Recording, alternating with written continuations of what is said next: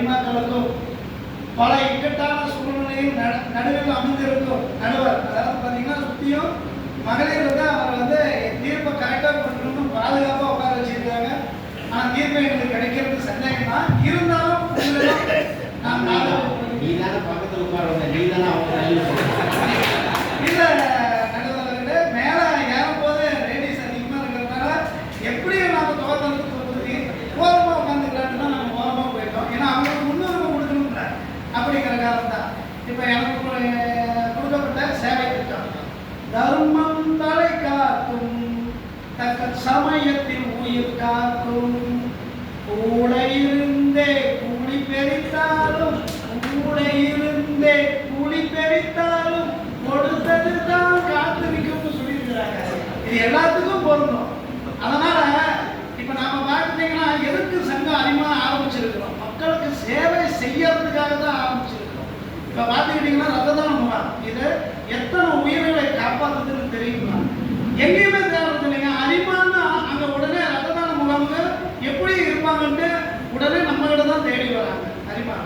அப்புறம் அடுத்தது பார்த்தீங்கன்னா கண் சிகிச்சை முகாம்.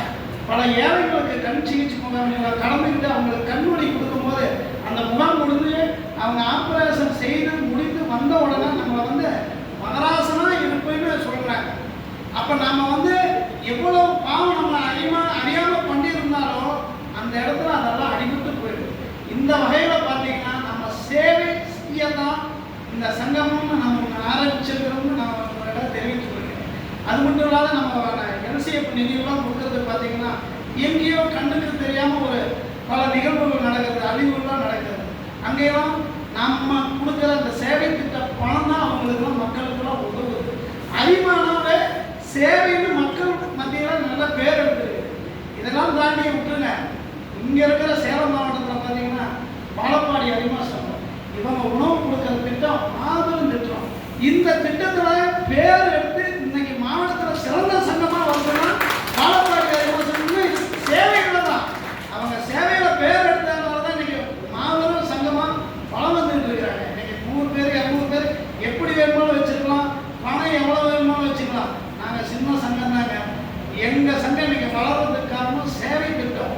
ஒரு ரத்த தான முகாமில் கலந்துகிட்ட வந்தவங்க ஒரு உறுப்பினர் வந்து எங்கள் சங்கத்தில் சேர்ந்தாங்க. அதேமாரி ஒவ்வொரு நிகழ்வும் நான் ஃபேஸ்புக்கில் போடுறேன். அதை பார்த்து அந்த சேவை திட்டத்தை பார்த்துட்டு ஒரு இன்ஜினியர் வந்து எங்கள் சங்கத்தில் இணைஞ்சிருக்கிறாங்க. அதுக்கெல்லாம் என்ன காரணம்? இதெல்லாம் சேவைகள். மற்றதெல்லாம் இந்த சேவையை ஒழுங்காக செஞ்சோம்னாவே அத்தனை தேவைகளும் நம்ம சங்கத்துக்கு தன்னால வந்துடும். மக்கள் மத்தியில் பேர் எடுக்கிறதுக்கு முதல் காரணமே சேவை. சேவை இன்னைக்கு நாங்கள் மூலிகை கண் மருத்துவம் ஒவ்வொரு மாதமும் 17ஆம் தேதி கிட்டத்தட்ட 500 ஏழைகள் வந்து கண்ணுக்கு மருந்து கொடுத்துக்கிறாங்க. இது எங்கள் சங்கத்தில் இன்னைக்கு ஆர்டிஎம்டியில் போய் கேட்டிங்கன்னா ஆர்டிஎம்டி டெக் சிட்டின்னா எல்லாம் தேடி வராங்க. காரணம் என்னன்னா ஒரு ஸ்கூல் ஒரு ஜிஹெச்சில் போய் கேட்டு பாருங்க. உதாரணத்துக்கு எல்லா இடத்துலையுமே ஆர்டிஎம்டி டெக் சிட்டி அரிமா சங்கம்னு வராங்க. இதுக்கு முதல் காரணமே சேவை தான். அதனால எங்கள் சங்கம் வளர்றதுக்கு மெயின் காரணம் மாவட்டமே இன்னைக்கு வளர்றதுக்கு காரணமே சேவைகள் சேவைகள் சேவைகள். கடைசியாக ஒரு இது